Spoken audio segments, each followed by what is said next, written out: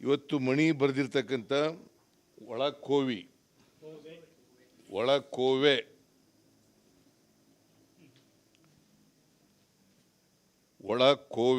Doctor MS ಮಣಿಯವರು ಬರೆದಿರ್ತಕ್ಕಂಥ ಒಳಕೋವೆ ಪುಸ್ತಕವನ್ನು ಅತ್ಯಂತ ಸಂತೋಷದಿಂದ ಬಿಡುಗಡೆ ಮಾಡಿದ್ದೇನೆ. ನಾನು ನಿಜವಾಗಿ ಪುಸ್ತಕ ನೋಡೇ ಇಲ್ಲ, ಈಗಲೇ ನೋಡಿದ್ದು. ನಾನು ನೋಡೇ ಇಲ್ಲ. ನನಗೇನಂತ ಹೇಳಿದ್ರು ಅಂತಂದರೆ, ಸುಮ್ಮನೆ ಬಿಡುಗಡೆ ಮಾಡಿಬಿಡಿ ಅಂತ ಹೇಳಿದರು. ಬಿಡುಗಡೆ ಮಾಡೋದಕ್ಕಾದರೆ ಮಾಡೋಣಪ್ಪ ಅಂತ ಹೇಳಿದೆ. ನನಗೆ ಇನ್ಫ್ಯಾಕ್ಟ್ ಗುಂಡೂರಾಯರು, ನಾನು ಹಿಂದೆ ಒಂದು ಫಂಕ್ಷನ್ ಒಪ್ಕೊಂಡಿದ್ದೀನಿ, ಗುಂಡೂರಾಯರು ಪ್ರತಿಮೆ ಉದ್ಘಾಟನೆ, ಆ ಫಂಕ್ಷನ್ಗೆ ಹೋಗ್ಬೇಕು ನಾನು.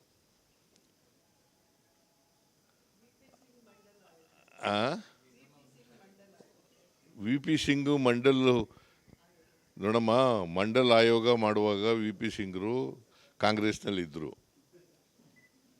ಗೊತ್ತಾಯ್ತಾ? ಯಾವಾಗ ಮಂಡಲ್ ಆಯೋಗ ಆದದ್ದು? 77 ಜನತಾ ಪಾರ್ಟಿ ಅಧಿಕಾರದಲ್ಲಿದ್ದಾಗ. ಆಮೇಲೆ 80ರಲ್ಲಿ ಅದು ವರದಿ ಬಂತು, ಅದನ್ನು ಜಾರಿ ಮಾಡಲಿಲ್ಲ. VP ಸಿಂಗ್ರು 90ರಲ್ಲಿ ಪ್ರೈಮ್ ಮಿನಿಸ್ಟರ್ ಆಗಿದ್ದಾಗ ಇದನ್ನು ಜಾರಿಗೆ ಕೊಡ್ತೇನೆ ಅಂತ ಹೇಳಿದ್ರು.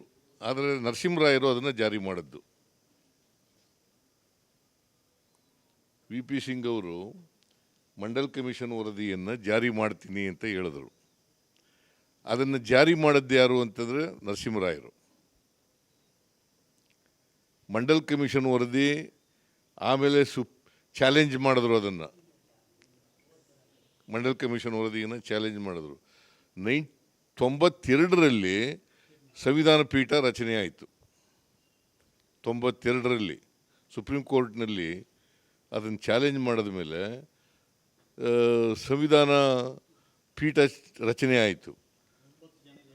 9 ಜನ ಜಡ್ಜಸ್ ಇರ್ತಕ್ಕಂಥ ಒಂದು ಸಂವಿಧಾನ ಪೀಠ ರಚನೆ ಆಯಿತು. ಅದರಲ್ಲಿ ಜಾತಿ ಆಧಾರವಾಗಿ ಇಟ್ಕೊಂಡು ಮಾಡೋದು ಕೂಡ ಸರಿ ಅಂತ ಹೇಳಿ ಒಪ್ಪಿದ್ರು. ಆಗ ಸುಪ್ರೀಂ ಕೋರ್ಟ್ನವರು ಒಪ್ಕೊಂಡ್ರು, ಅಲ್ಲಿವರೆಗೆ ಒಪ್ಪಿರಲಿಲ್ಲ. ಬಿಕಾಸ್ ಹಿಂದೆ ಎಲ್ಲ ಏನಾಗಿತ್ತು, ಜಾತಿ ಆಧಾರವಾಗಿ ಇಟ್ಕೊಂಡು ಮಾಡೋಂಗಿಲ್ಲ ಅಂತ ಹೇಳಿತ್ತು. ಹಿಂದೆ ಎಂಥದ್ದು, ಬಾಲಾಜಿ ಕೇಸಲ್ಲಪ್ಪ, ಇನ್ನೊಂದು ಕಾಕಾ ಕಾಲೇಲ್ಕರ್ ಆಯೋಗದ ವರದಿ ಬಂದಾಗ ಆ ಗ್ರೌಂಡ್ ಮೇಲೆ ರಿಜೆಕ್ಟ್ ಆಗ್ಬಿಡ್ತದು ಜಾತಿಯನ್ನು. ಈಗ ಜಾತಿ ಸತ್ಯ, ವಾಸ್ತವ, ಅದು ಜಾತಿ ಇಲ್ಲದೇ ಏನೂ ಮಾಡೋಕ್ಕಾಗೋದಿಲ್ಲ. ಅದಕ್ಕೆ ವರ್ಗ ಬೇರೆ, ಜಾತಿ ಬೇರೆ. ವರ್ಗಕ್ಕೆ ಚಲನೆ ಇದೆ, ಜಾತಿಗೆ ಚಲನೆ ಇಲ್ಲ. ವರ್ಗಕ್ಕೆ ಚಲನೆ ಇದೆ, ಜಾತಿಗೆ ಚಲನೆ ಇಲ್ಲ. ಅದಕ್ಕೆ ಬುದ್ಧನ ಕಾಲದಿಂದ, ಬಸವಣ್ಣವ್ರ ಕಾಲದಿಂದ ಇವತ್ತಿನವ್ರಿಗೆ ಜಾತಿ ಹೋಗಬೇಕು, ವರ್ಗ ಹೋಗಬೇಕು ಅಂತ ಹೇಳಿದ್ರು ಕೂಡ ವರ್ಗನೂ ಹೋಗಿಲ್ಲ, ಜಾತಿನೂ ಹೋಗಿಲ್ಲ. ಎರಡೂ ಇದ್ದೇ ಇದ್ದಾವೆ. ಕಾರಣ ಯಾಕಪ್ಪ ಅಂತಂದರೆ, ಚಲನೆ ಸಿಕ್ಕಬೇಕಲ್ಲ ನಮ್ಮ ಸಾಮಾಜಿಕ ವ್ಯವಸ್ಥೆಗೆ, ಜಾತಿ ವ್ಯವಸ್ಥೆಗೆ ಚಲನೆ ಸಿಕ್ಕಬೇಕಲ್ಲ. ಈಗ ಮಣಿಯವರು ಸಾಮಾಜಿಕ ನ್ಯಾಯದ ಬಗ್ಗೆ ಬರೆದಿದ್ದಾರೆ. ಸಾಮಾಜಿಕ ನ್ಯಾಯ ಅಂದ್ರೇನು? ಎಲ್ರಿಗೂ ಸಮಾನ ಅವಕಾಶಗಳನ್ನು ಸಿಕ್ಕಬೇಕು. ಅವಕಾಶ ಸಿಕ್ಕದೇದ್ರಿಂದ ಅಸಮಾನತೆ ನಿರ್ಮಾಣ ಆಯಿತು. ಎಲ್ರಿಗೂ ಸಮಾನ ಅವಕಾಶಗಳು ಸಿಕ್ಕಿದ್ವಾ? ಸಿಕ್ಕಿರಲಿಲ್ಲ. ಸಿಕ್ಕದೇ ಇದ್ದರಿಂದ ಅಸಮಾನತೆ ನಿರ್ಮಾಣ ಆಯಿತು. ಈ ಅಸಮಾನತೆ ಹೋಗ್ಬೇಕಲ್ಲ. ಅಸಮಾನತೆ ಸುಮ್ಮನೆ ಹೋಗುತ್ತಾ? ಈಗ 850 ವರ್ಷಗಳಾಯಿತು, 900 ವರ್ಷನೇ ಆಯಿತು ಬಸವಣ್ಣ ಹೇಳಿ. ವರ್ಗರಹಿತವಾದಂಥ, ಜಾತಿ ರಹಿತವಾದಂಥ ಸಮಾಜ ನಿರ್ಮಾಣ ಆಗಬೇಕು.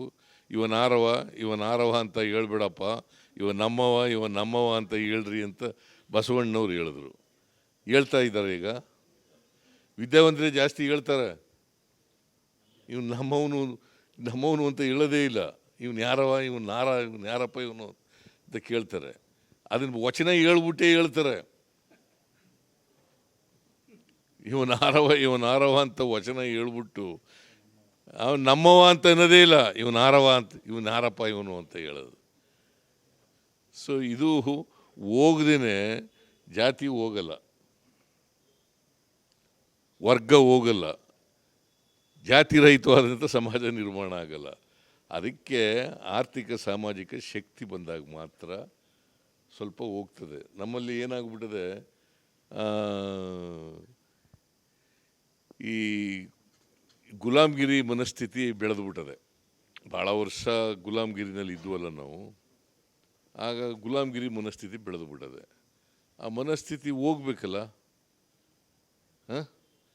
ಒಬ್ಬ ಶ್ರೀಮಂತ ದಲಿತರವನು ಎಜುಕೇಟೆಡ್ಡು ಶ್ರೀಮಂತನಾಗಿದ್ದರೂ ಕೂಡ ಅವನು ಬಂದರೆ ಸಿಂಗುಲರ್ನಲ್ಲಿ ಮಾತಾಡಿಸ್ತೀವಿ.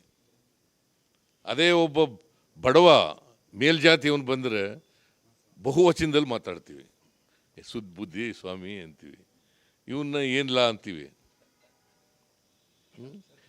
ಇದು ಗುಲಾಮ್ಗಿರಿ ಮನಸ್ಥಿತಿ. ಇದು ಹೋಗ್ಬೇಕಲ್ಲ. ಇದು ಹೋಗ್ಬೇಕಾದ್ರೆ ಸುಮ್ಮನೆ ಹೋಗುತ್ತಾ?